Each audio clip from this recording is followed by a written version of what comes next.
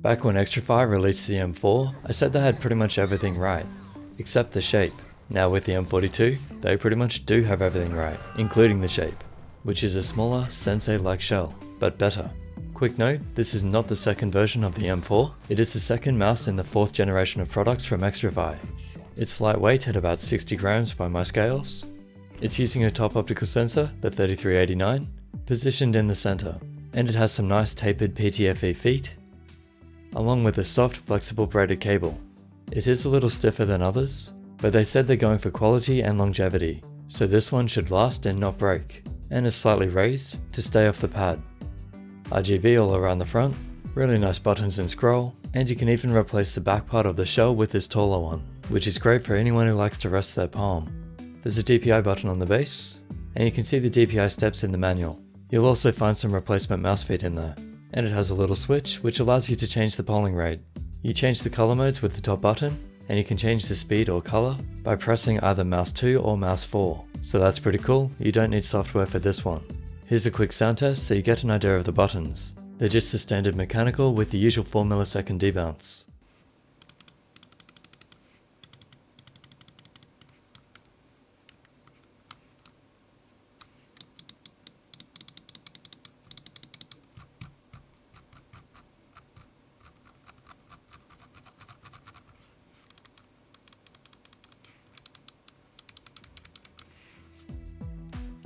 All good, nice feel on the clicks, not too loud, and it definitely has one of my favorite wheels. Good tension on the steps without being too loud, and the side buttons are really nice too. Very low travel, and a good satisfying click. That about covers the basics. It's a top mouse. Now let's talk about what really matters, the shape. Here's a quick look at it before we get into the dimensions. As I said, very similar to the Sensei, but a fair bit smaller.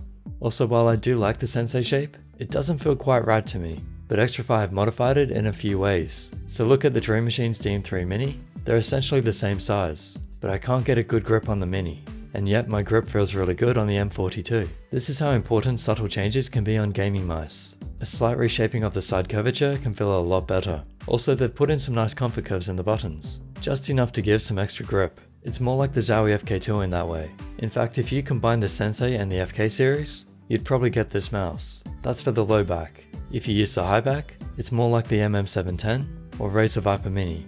This shape is actually one of my favorites now. It combines the features of the FK, Sensei and MM710 really well. If you watch my Instaskip video using this, you would have seen my level of comfort. When you see me flick a mouse around a lot and hit shots like these, you know I'm feeling good with it. Obviously I'm not going to hit every shot, but I do feel really in control, and it's just fun playing on a mouse like this. So let's talk dimensions and who I would recommend this to. It's about 5.4 centimeters at the fingers, 11.8 centimeters long, 3.8 centimeters high, and same with the other back. So one is like the FK, keeping a low profile, and the other is more like the MM710. The difference doesn't look like much, but the feel is quite different. So while I'm palm gripping or claw gripping with the palm on the back, one feels the palm pretty nicely, while the other is more for fingertip. I'd recommend it for hands under 18 centimeters for palm grip, but otherwise hands that are about 19 by 9 centimeters should be good for claw and fingertip. So yeah, this is a pretty good size for me. It's just a little long. Here it is next to some other mice so you get an idea of the shape and size. Its competition would be the Model O-, MM710 or Viper Mini, and some people might consider the XM1. Just putting my hand on each, I'm liking the M42 the best. Here it is with the FK2 and DM3 Mini, which is like a Kinzu. That might help you understand the size better. Also the standard Death Adder and G305. If you haven't used a mouse with holes before, yes you can feel them, but like on most mice with them, I always forget they're there when playing. I think they help with the grip a bit too, because our skin pushes into them and we can get a better hold. I see people complaining about slippery materials, so mice with holes in them could be a solution. And all the internals are protected, so sweat and dust shouldn't be an issue. The plastic isn't too slippery, it's slightly textured but mostly just a matte finish. It comes in multiple colors too. I just have the black one with me, and this is an early production sample, not a final release. So I don't want to talk about quality too much, because I'm not sure yet, but I'll just say for now it feels solid. Once I get the final copies, I'll leave an update in the description if there's an issue. If there is no update, that means I didn't find an issue. So to conclude, it's good. Really good. Like I said, they had pretty much everything right before, and now they have a really good shape. the missing piece to the puzzle.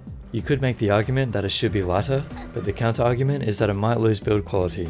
And you could say the same about the cable, but it's soft and flexible enough, and it should last many years. There have been reports of cables breaking, so this is actually a good thing. So all in all, it's a great balance of modern features and quality, and just a solid mouse in every way.